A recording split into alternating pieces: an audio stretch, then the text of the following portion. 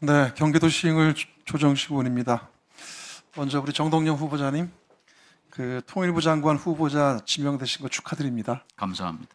네, 후보자께서는 노무현 정부에서 통일부 장관 역임하셨고, 그리고 남북 관계의 진정과 개선을 주도적으로 이끄셨고, 또 그리고 그 이후에도 그 아까도 말씀하셨습니다만 평화와 통일에 대한 꿈과 저는 실천적 목소리를 일관되게 내오셨습니다.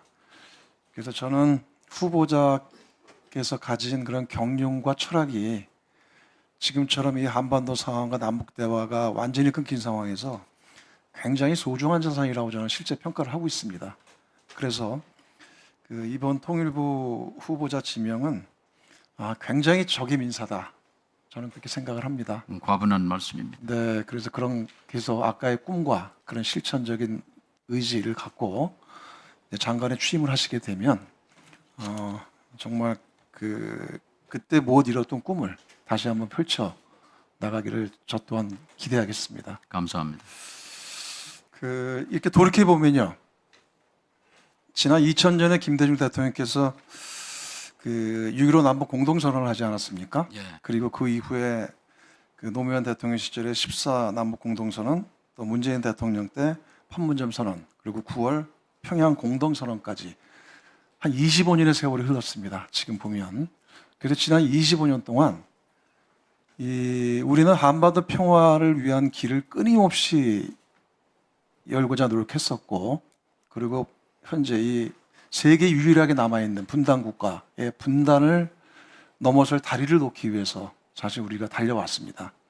그런데 최근 지난 3년을 돌이켜보면 여러 국정 분야가 무너지고 망가졌지만 제가 가장 가슴 아프고 가장 후퇴한 분야를 꼽으라면 첫 번째가 통일 분야예요.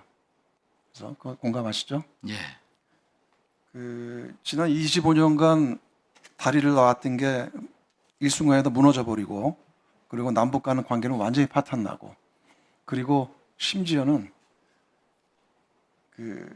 지금 평양 상공에 드론이 떠다니고 대북 전단이 살포되는 그 상상을 넘어선 일까지 발생을 했습니다. 그래서 그러다 보니 이러다 전쟁 나는 거 아닌가 하는 게 국민적 불안이 고조됐어요. 그게 우리의 현실이었죠. 지난 3년에. 이제 그러다가 다행스러운 것은 이제 새로운 정부가 들어서면서 그 이재명 정부가 출범 이후에 남북 간의 확성기와 전단 살포가 신속히 중단됐습니다. 그리고 북에서 이에 대해서 바로 반응을 했죠. 그러니까 북의 입장에서는 단순한 말이나 선언이 아니라 행동 대 행동으로 이렇게 반응을 보이지 않습니까? 이렇게 이런 조치들이 이제 이루어지게 됐고, 또 최근에도 해상에서 필요한 북한 어민에 대한 인도적 송환 조치가 또 원활하게 이루어졌어요. 그래서 이제는 대립과 갈등의 시대를 다시 넘어서 다시 평화의 길로 나아갈 수 있는 전기가 마련된 게 아닌가 이렇게 생각을 합니다. 우리 저 후보자께서도 동의하시죠? 예, 예.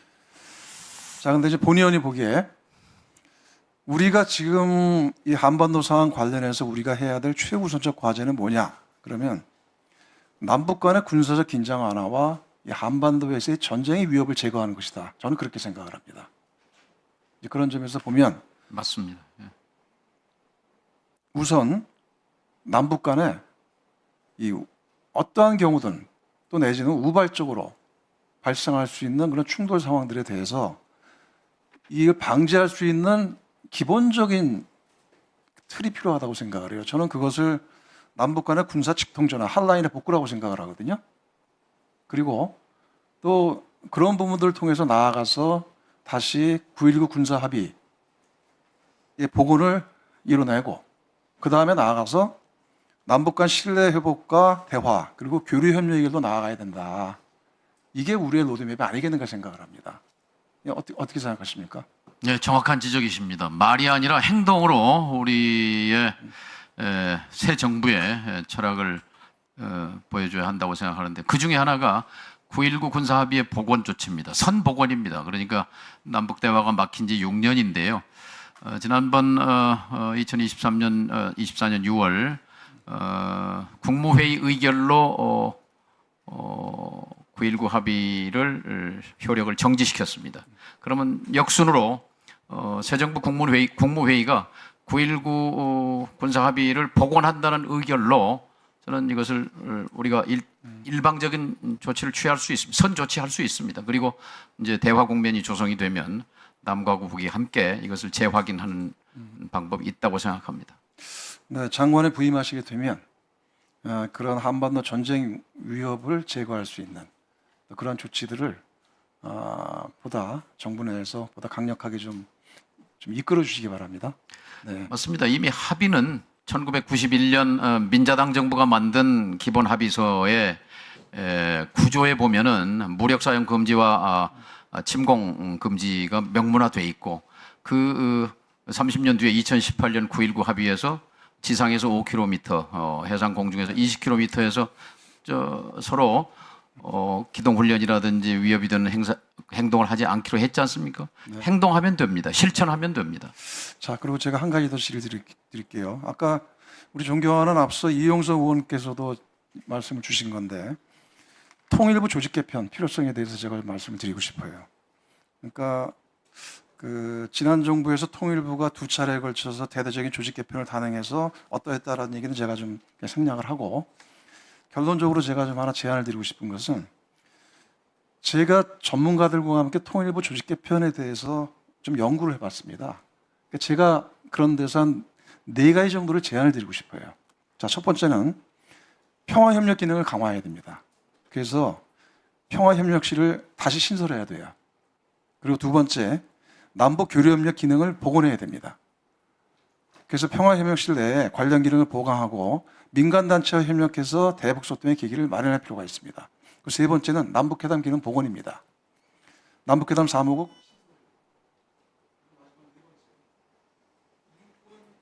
기능을 축소할 필요가 있어요. 현재 이게 비대화돼 있어요.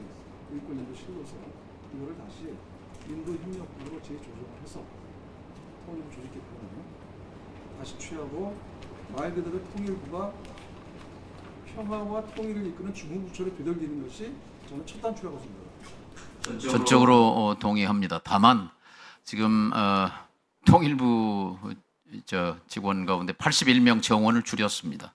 남북교담 사무국을 사실상 없앴고 교류협력국을 없앴고 개성공단 지원사무국을 없앴고 남북연락사무소를 없앴고 사실상 없앴습니다. 이걸 다시 복원하는 것은 맞는 방향인데요.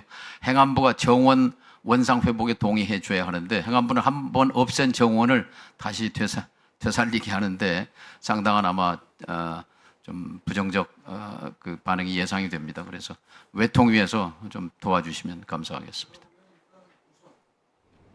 단계적으로 할 수 있는 기능 전환부터 해야 될까요? 기능 알겠습니다.